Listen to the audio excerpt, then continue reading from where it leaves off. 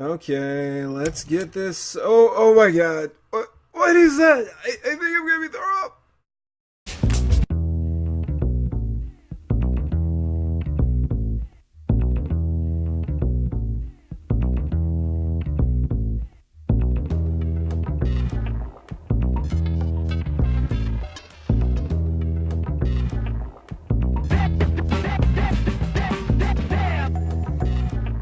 That thing is creeping me out, but anyway, hey people, what's up? JB Illusion here, bringing you a different type of lore video today.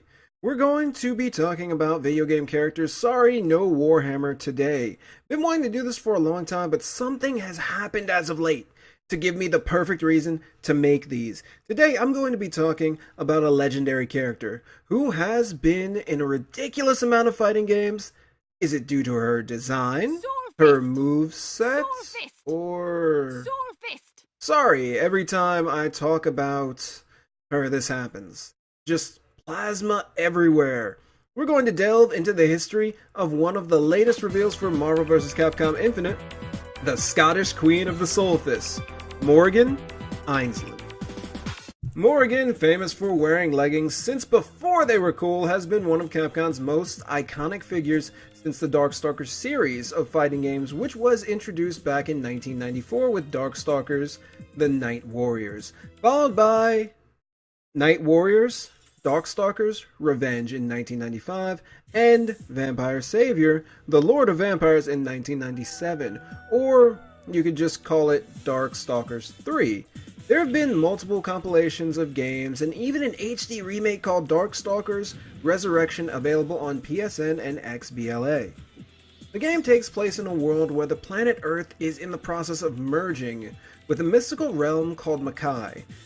Continuity is a little shaky, but the prevailing theme of each game is that the union of these very different worlds has brought the Darkstalkers to Earth.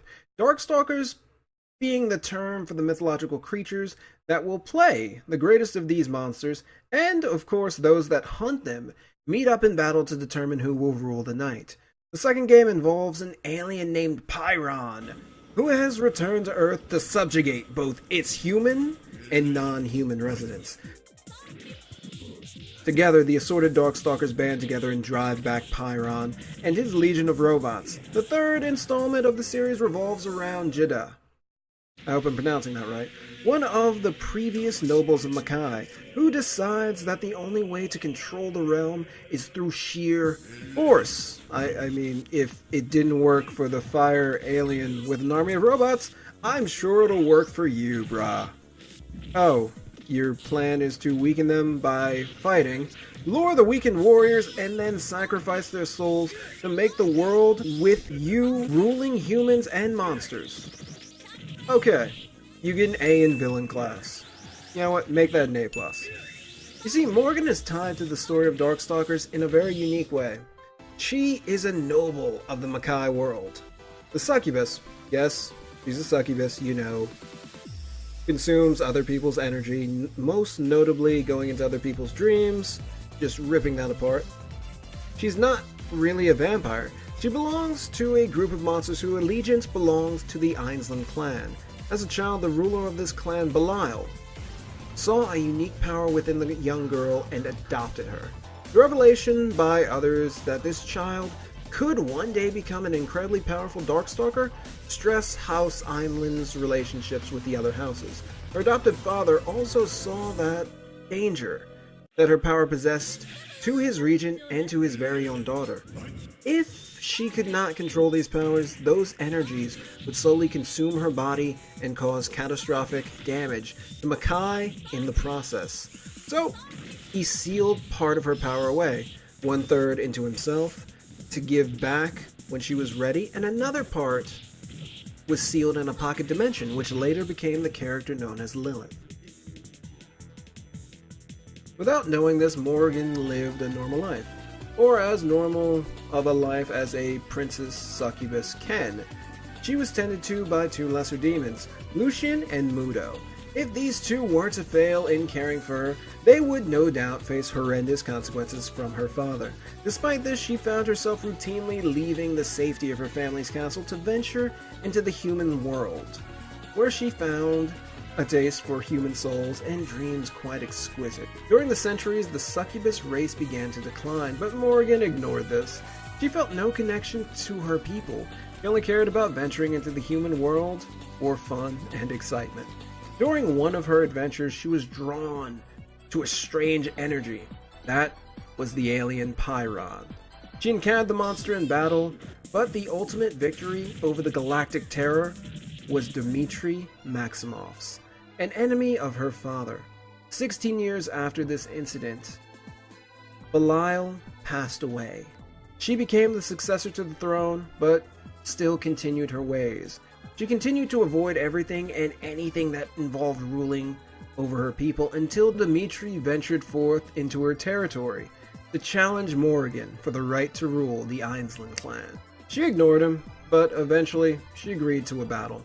Before their fight could begin, Jada returned, sucking Morrigan and her castle into a dimension designed to trap the Darkstalkers. Sensing a faint sadness, Morrigan battled across the strange new dimension, looking for fun and this strange new person that this energy belonged to. She found Lilith, whom she battled and defeated. Feeling the sadness of this creature, Morrigan allowed her spirit to merge with hers.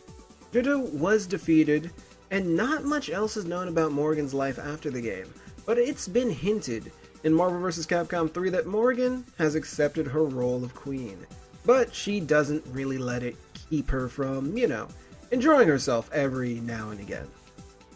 Along with being involved in Marvel vs. Capcom 3 and the upcoming Marvel vs. Capcom Infinite, the Queen of Makai has also been in Capcom vs. SNK, Capcom vs. SNK 2, Marvel vs. Capcom, Marvel vs. Capcom 2, Super Puzzle Fighter 2 Turbo, Super Gem Fighter Min-Max, and Tatsunoko vs. Capcom Ultimate All-Stars. She's incredibly popular, but what makes Morrigan a great fit for all these games? Well, there's her looks.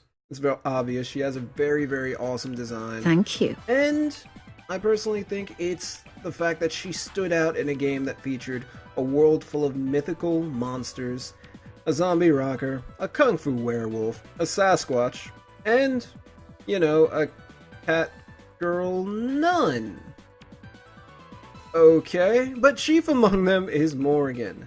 The look of the character adds a lot. No, I don't mean, her This is choice all of wardrobe. for you. But the fact that she oftentimes transforms parts of her body during combos and special moves. 1 second her wings turn into bats, and the next her arm becomes a blade. During one special move, the Valkyrie turn, her wings function like a rocket booster, visibly launching her through the air to deliver a devastating attack. Her illusion spell that effectively creates a doppelganger of herself that mirrors her movements, like in Marvel vs. Capcom 3, is a perfect example of why this character is perfect for a crossover. You can play around with her abilities without making the character feel terribly different from previous games. Anyway, hopefully you enjoyed this video. Sweet dreams. Don't be scared.